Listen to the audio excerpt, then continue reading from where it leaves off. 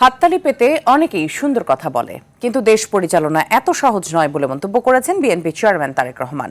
বলেন, পরিবর্তন শুধু বিএনপির পক্ষেই সম্ভব, অন্য কারো দেশ পরিচালনার অভিজ্ঞতা নেই। পতিত আওয়ামী লীগের সহযোগী একটি দল নির্বাচন ঘিরে ষড়যন্ত্র করছে জানিয়ে জনগণকে সঙ্গে নিয়ে সব চক্রান্ত রুখে দেওয়ার হুঁশিয়ারি দেন।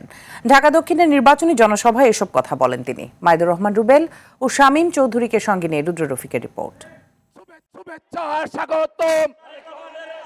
দুদিন বাদেই ত্রয়োদশ জাতীয় সংসদ নির্বাচন। প্রচারণার শেষ দিনে ঢাকা মহানগরের ৮টি আসনে নির্বাচনী জনসমাবেশ করেন বিএনপি চেয়ারম্যান তারেক রহমান। দিনের শুরুতে বনানী কামাল আতাতুর্ক খেলার মাঠে নিজ নির্বাচনী আসনে বক্তব্য রাখেন বিএনপি চেয়ারম্যান। বিএনপি দেশের একমাত্র রাজনৈতিক দল যাদের দেশ গঠনের সুনির্দিষ্ট পরিকল্পনা রয়েছে বলে দাবি করে তারেক রহমান বলেন, স্বৈরাচারের ধ্বংস করে দেয়া রাষ্ট্র মেরামতের কাজ দক্ষতার সঙ্গে করবে বিএনপি।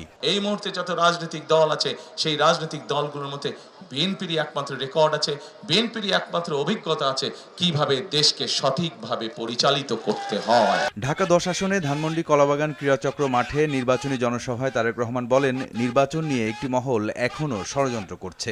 একটি দল বায়বীয় প্রতিশ্রুতি দিয়ে নারীদের বিভ্রান্ত করছে বলেও অভিযোগ করেন তিনি।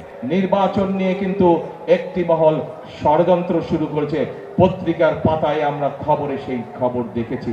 বিভিন্নভাবে তাদের লোকজন বিভিন্ন মানুষকে গিয়ে বিভ্রান্ত করার চেষ্টা করছে, বিশেষ করে মা বোনদেরকে গিয়ে বিভিন্ন প্রতিশ্রুতি দিচ্ছে, যেই প্রতিশ্রুতিগুলা বায়বীয় প্রতিশ্রুতি। পরে ঢাকা ৮ আসনে মতিঝিলের সমাবেশে তারেক রহমান বলেন, হাততালি পাওয়ার জন্য মঞ্চে অনেকেই বড় কথা বলে। বিএনপির সমালোচনা না করে তাদের পরিকল্পনা জাতির সামনে উপস্থাপনের কথা বলেন তিনি। হাততালি দেওয়ার জন্য সুন্দর কথা বলা অনেক সহজ কাজ, দেশ চালানো এত সহজ কাজ নয়। দেশ চালাতে হলে দেশের মানুষের জন্য পরিকল্পনা দরকার। কোথায় তাদের পরিকল্পনা? শুধু বড় বড় কথা আছে। এরপর যোগ দেন ঢাকা ৯ আসনের জনসভায়। বাসাবো বালুর মাঠের এই সমাবেশে বিএনপি প্রধান বলেন, এখন সময় দেশ পুনর্গঠনের। এই রেকর্ডও বিএনপির আছে, কিভাবে দেশকে দুর্নীতির থেকে টান দিয়ে বের করে নিয়ে আসতে হয়, কিভাবে দেশের আইন শৃঙ্খলা রক্ষা করতে হয়, কিভাবে মানুষের বেকার যুবকদের কর্মসংস্থানের ব্যবস্থা করতে হয়। যাত্রাবাড়ির শহীদ ফারুক সড়কে ঢাকা ৫ আসন আয়োজিত জনসভা রূপ নেয় জনসমুদ্রে। এ সময় বিএনপির প্রধান শীতলক্ষার তীরে ইপিজেড তৈরির প্রতিশ্রুতি দেন।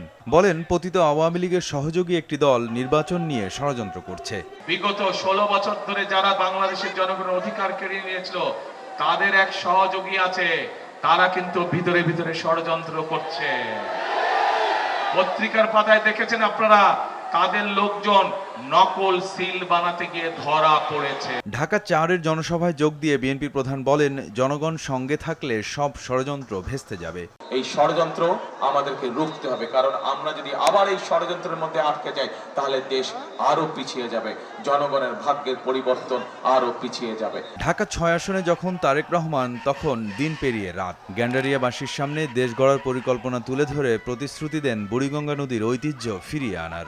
এই বুড়িগঙ্গা নদীকে আমাদের সুন্দর করে আবার পরিষ্কার করতে হবে, যাতে এই এলাকার মানুষ যেই বুড়িগঙ্গাকে নিয়ে গর্ব করত, সেই আমরা গর্বকে যাতে আবার ফিরিয়ে আনতে পারি। নির্বাচনী প্রচারের শেষ জনসভা করেন ঢাকা ৭ আসনে। তারেক রহমান বলেন, একটি সুখী সমৃদ্ধ বাংলাদেশ বিনির্মাণে ধানের শীষের বিকল্প নেই। জনগণের কাছে আমি আমার সমর্থন চাইছি, ধানের শীষের পক্ষে ভোট চাইছি, সমর্থন চাইছি। দিন পেরিয়ে মধ্যরাত, নির্বাচনী প্রচারের শেষ দিনে একে একে রাজধানীতে ৮টি জনসভায় দেশ গড়ার পরিকল্পনা তুলে ধরলেন বিএনপি চেয়ারম্যান তারেক রহমান। দেশ পরিচালনায় বিএনপিরই একমাত্র অভিজ্ঞতা রয়েছে জানিয়ে ভোট চাইলেন ধানের শীষে। বললেন, ধর্ম বর্ণ নির্বিশেষে সবার জন্য গড়ে তুলবেন একটি নিরাপদ বাংলাদেশ।